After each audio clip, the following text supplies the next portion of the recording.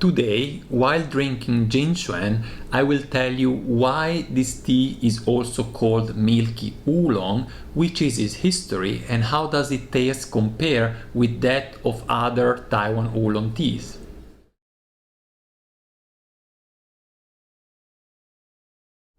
Hi guys, this is Gabriele from nannuoshan, where we share the pleasure of drinking and discovering genuine farm tea. If you are new here in our channel and you are also looking to expand your tea knowledge and brewing skills, then make sure to click on the subscribe button. And don't forget to give us a thumbs up if at any point of time you enjoy watching. Today I'm going to drink Jin Xuan. Jin Xuan is a very famous actually Taiwan oolong tea, and while drinking this tea I would like to give you a lot of insights about the history of the tea, why it is called like that, why it is also famous as Milky Oolong. This will be information from those of you that are entering the Gongfu Tea War, but I believe, I'm pretty sure that some of the information I will give in this video will be unknown for most of you, so I would stick to the screen. Alright, first of all I want to give you some information about this specific batch of Jin Xuan. First of all, what Jin Xuan means, it means golden daylily, so it's the name of a flower, although as you will learn very soon, this was not the reason why the name was given to the tea, not because it tastes or it smells like the daylily, which is, as we said, a flower. Then the cultivar of the tea is the same name as the tea, is Jin Xuan, so the name of the cultivar gave also the name to the tea. It comes from the Nantou county in Taiwan, and it was harvested in 2014. Now, on top of all this information, one thing that you want to know is that this tea has been stored since the time it has been produced in small 300 grams vacuum bags. It means that we are opening these small tiny bags which are under vacuum only when we have to pack the tea so that it can keep its freshness. Alright, let's have a look at the leaves maybe, which I put here on these lotus. I will try to show them at the camera. Hope you can see. You see they are of a fairly green color. They are rolled. And they are relatively small. Sometimes Taiwan oolong and also other oolong comes in beads that are a little bit larger, that are relatively small, yeah. And this tea, actually the Jin Xuan, was, what I say, is very popular in Taiwan. In fact, is only second to another cultivar, which is Qingxin. Qingxin is the most widespread cultivar in Taiwan, like between 40 and 60%, depending on the sources that you are finding, of the tea plants in Taiwan are Qingxin. Well, the second most widespread cultivar in Taiwan is Jin Xuan, this tea here. And it is a tea that was developed in the 70s by the Tea Research and Extension Station of Taiwan, which is also known with its acronym TRES, and it's nothing else than the National Tea Research Institute in Taiwan that has been developing new cultivar since about a decade. 100 years, not a decade. More or less, it was founded at the beginning of the 20th century. Alright, so in the 70s, for over many years actually, this cultivar, along with another very famous cultivar from Taiwan, which is Tsuyu, were developed. Now you have to know that in Taiwan, also in China, and also in Taiwan, cultivar are given a number when they are developed. Then if they get to the market, they are changing their number and they get a new number. So this tea was known during the 70s when it was developed as 2027. Also, you can even find today people referring to it as simply 27, or with the new number that was given to it when it was brought to the market, I think at the very beginning of the 80s actually, that is number 12. So just for your information, Tsuyu, which is the other tea that was developed together with this one, had the code 2029 and is the number 13. All right, so Now we get to an interesting aspect of the history of this tea. You have to know that in those years, and actually for several decades, a Professor Wu Zhenduo, was the director of the TRES, of the Tea Research, National Tea Research Institute.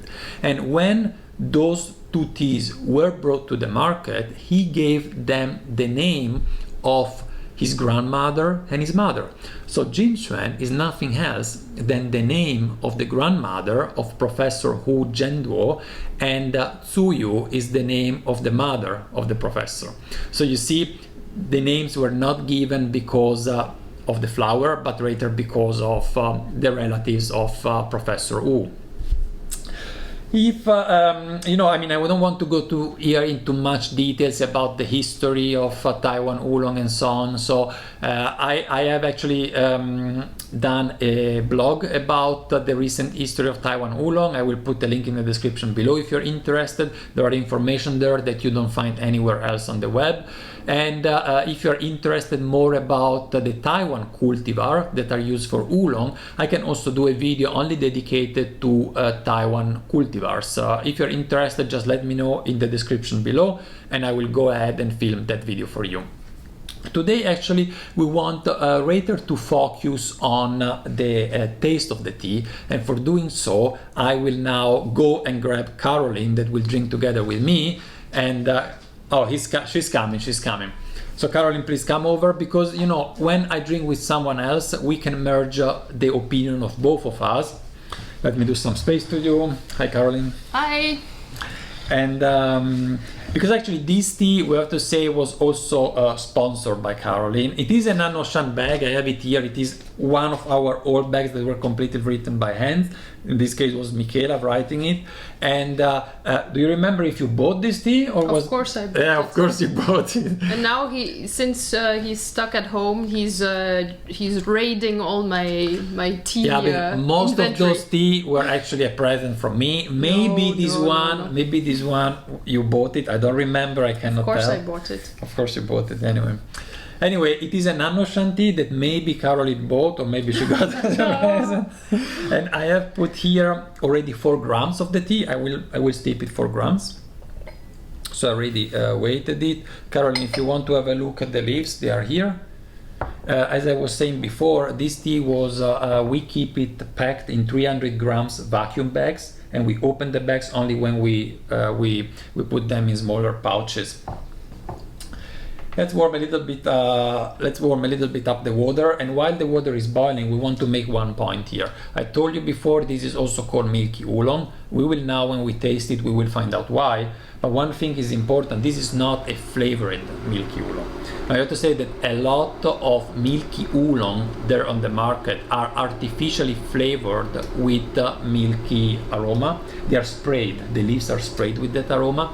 You can recognize, because as soon as you smell the leaves, they smell extremely intense and very artificial. Did you have the chance of smelling one? I don't think so, no. It's awful, yeah. It's even the color of the leaves is not so green.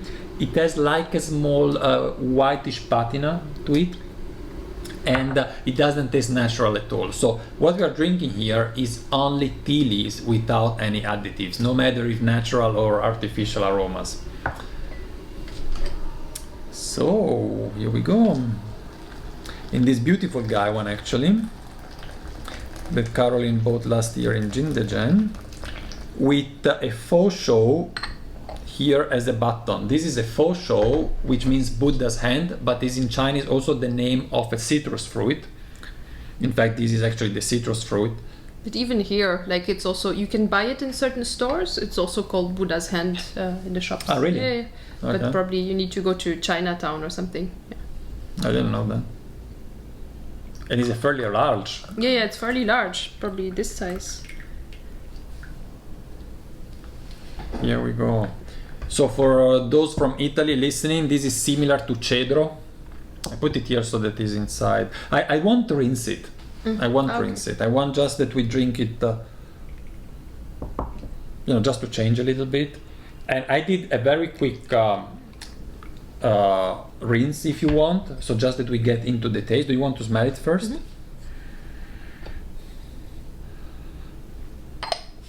It's very hot, yeah. So you see the color is still very pale. It means it wasn't oxidized very much, and there is also not a lot of aging in there. As I told you, it is vacuum packed. And we will get soon to the taste of this tea, because you have to know in Taiwan there are different cultivars. I told you before, Qingxin, Jin Xuan. The third most famous cultivar is Tsuyu, and they have slightly different taste indeed. Cheers. Cheers. Extremely light. Yeah, I think I will actually throw this away because we have to do it a stronger steep for the next, but it's good to get into the taste and also to warm up all our TEAWARE. So the leaves starts opening up. So it smells very vegetal from my perspective. If you smell the lid. So it's it's really like a vegetable broth nearly, or this is the way it smells at least. I sourced this tea through a friend from the Fuzhou University. So when I visited the agricultural university in Fuzhou, because I was brought in contact with a Taiwanese professor, I mean they even have professor only for Taiwanese, and we drank tea together, and one of her students, actually was a couple, were running at that time, you know, a small university shop, but they were students at that time. But you know, Fujian is very close to Taiwan, of course. Taiwan oolong tea manufacturing came originally from Fujian, and so they have very good relationship. And I tried this tea in their little tea house. I liked it a lot. The price was good, and I just didn't think it twice actually, and I bought it. Yawen is her name. And now of course she finished university. She lives in Guangzhou. You remember, is this city close to the same Fuzhou where we went before going to Pinghe. And she still continued doing tea. She does tea with her husband. And I haven't visited her for a while, but recently we exchanged some WeChat text message, so maybe one of the next trip I will visit her. So Carolyn, the color is getting, yeah, it's a different tone of yellow, it's relatively thick. You still see a lot of particle in, despite the fact that I'm using a strainer. So it's quite golden. Yeah, very golden, yeah, very spring, summer color, is a summer color. Actually, it's a good match to our saucer actually. Look, it looks the same color as the saucer. It's too hot. It's still very hot. Yeah, I'll wait a little bit to let it a little bit cool down and see where it comes out. So as I told you, we have these three cultivar. There is actually a fourth one that you want to mention, that is Sichuan. Sichuan is not a developed cultivar, it's a naturally developed cultivar that I think is unclear where it comes from. Someone says that is a cross between Taiwanese and Qingxin. It's a little bit unclear. And all these four have their own taste. You want really to use Qingxin as a reference. And let's see how it is Jin Xuan. It's thicker now, yeah. So it's despite we didn't steep it very long, and we have 4 grams in, it starts developing a little bit of body. I don't know, what do you think about it? It's, for me, it's a little bit buttery. Yes. With slight floral notes, but it's very light. I think it's not an in-your-face tea. It's very subtle.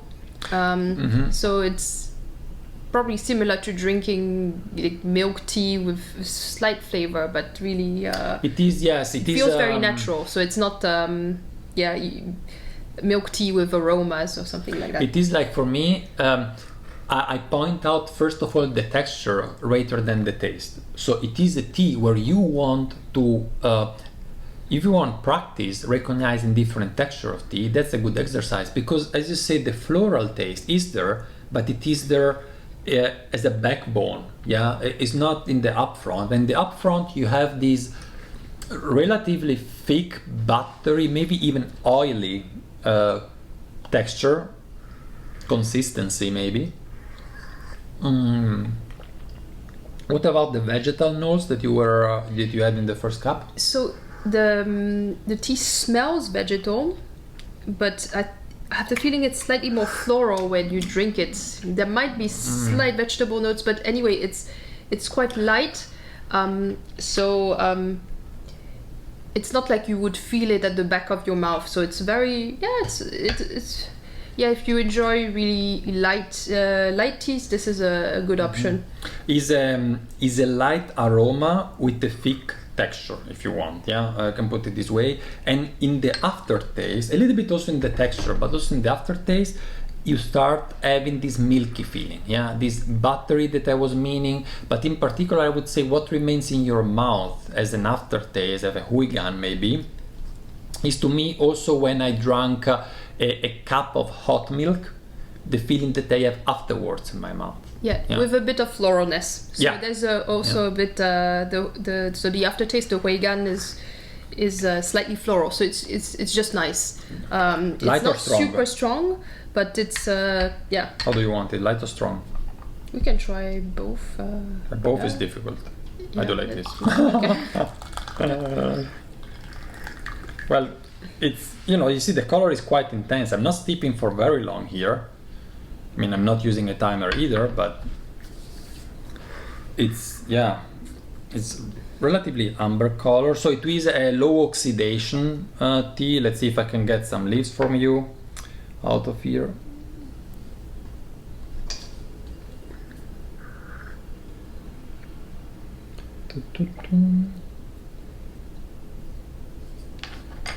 So you see it's fairly green, but you see, I mean, these small leaves, you see really some sign of oxidation as well. I try to bring it close to the camera and I hope it will focus on that and not on us. I mean, I don't know if that works, but here we have 3 small leaves. Actually, they are not too large. That's why also the beads are relatively small, and it's really very little oxidized. Put it here.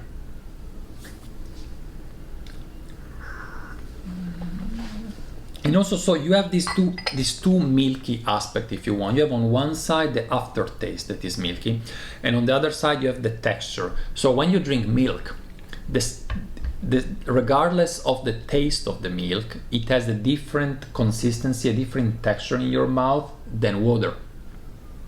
And this is a little bit what I associate this tea with.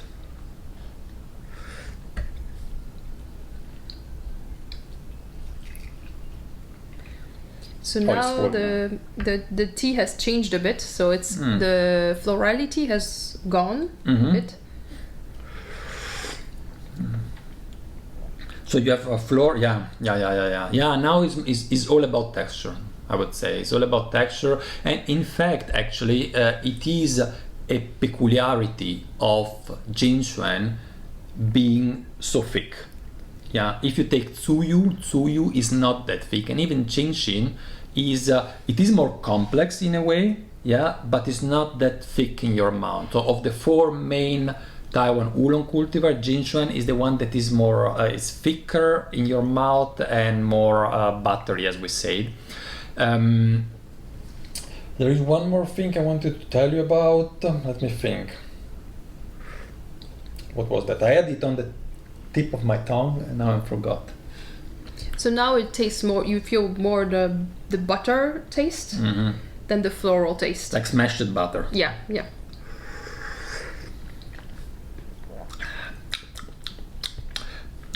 Right, it's not sour.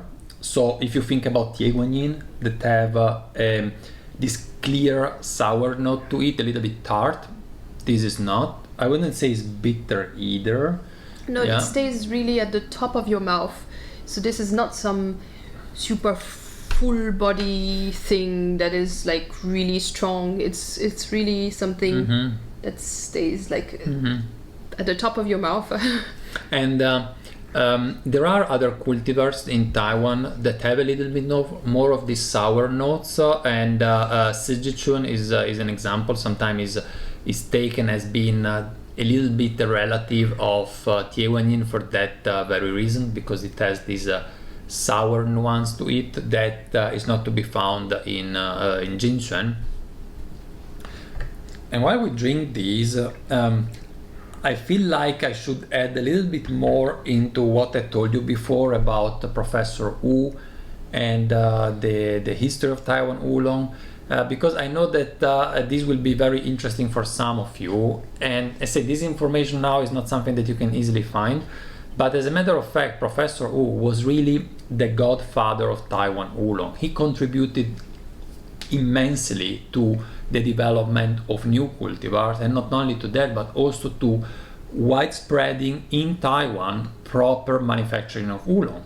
So after basically the Second World War, when the Japanese colonization was over, he took over the lead of the TRES, of the Tea Research and Extension Station, which now at that time was called in a different way, I don't know how, and brought Taiwan basically to develop so much in oolong.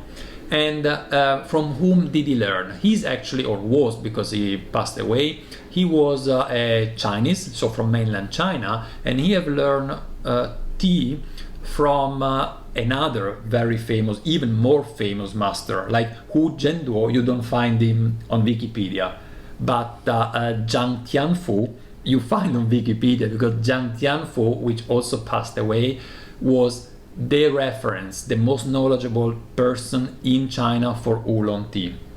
He did so much for the development, including passing his knowledge over to one of his scholars, Professor Wu, that then moved over to Taiwan and kept on widespreading oolong practice.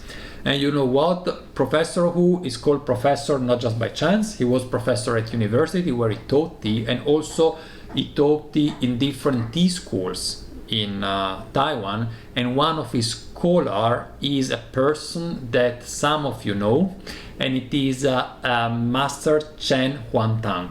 Master Chen Huangtan is known here in the Western world with the nickname of Atong, and was one of the best scholars of Professor Wu. I don't know if not many of you, I'm sure, did know about that. And if you don't know who is Professor Wu, if you don't know who is Atom, never mind, it's not so important. But for those that know it, actually the vast majority of the Taiwan oolong that are right now on the nannuoshan shop were actually made by Atom.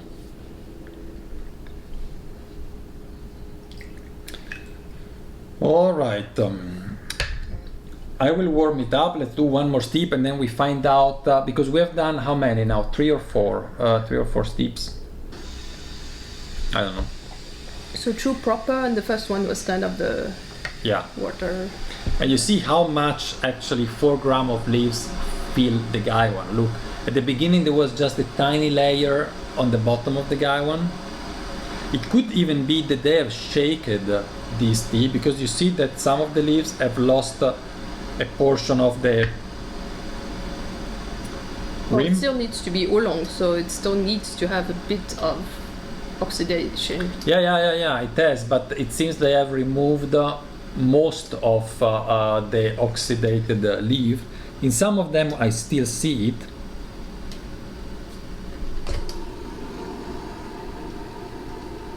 And it is a great everyday tea for me, you know. It's the fact that it doesn't have this very present aromatic to it, but is really all about texture, makes it for me a greater tea to go along the day when you are in the office, when you're sitting on the table doing something else on your computer, just to bring you company.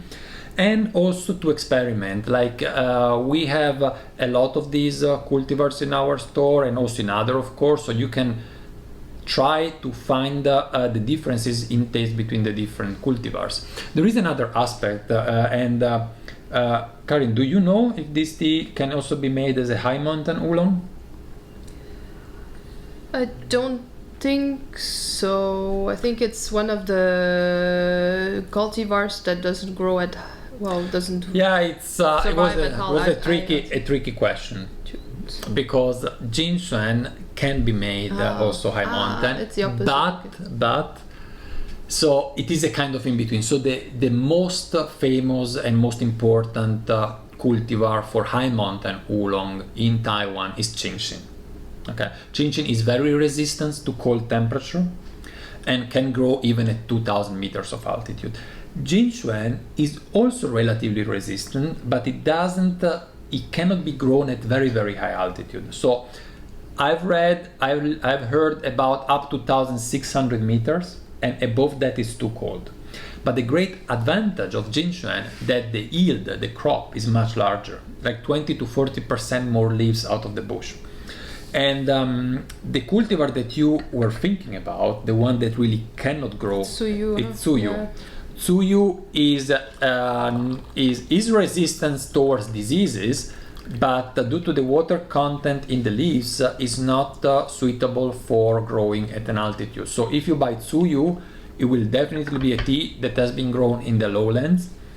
Jinxuan, you can have both, high mountain or fairly high mountain and lowlands, although usually premium high mountain oolong tea is made with jinxuan. That doesn't mean that you cannot have also very good high mountain jinxuan.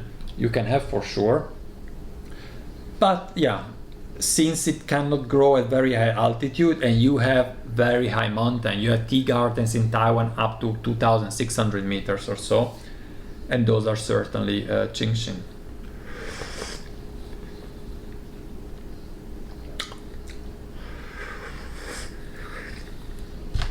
So now I completely agree with florality is gone, yeah, and is just a very round. I didn't say this word before, but to me, not extreme aroma, is not bitter, is not sour, is not tart, is round. Yeah, smooth, smooth. Try yourself. Experiment, say, between the different cultivars. Maybe if you have it at home, try it also. Let us know if you also feel that thick texture and that milky aftertaste. Let's exchange that. You know, it's good to drink with Carolyn. We are two of us exchanging opinion, but you have a lot of you that are just behind the camera and they can do the same experience with us. If we all share our feelings about the tea in the description below, everyone can gain a little bit more tea knowledge, I would say.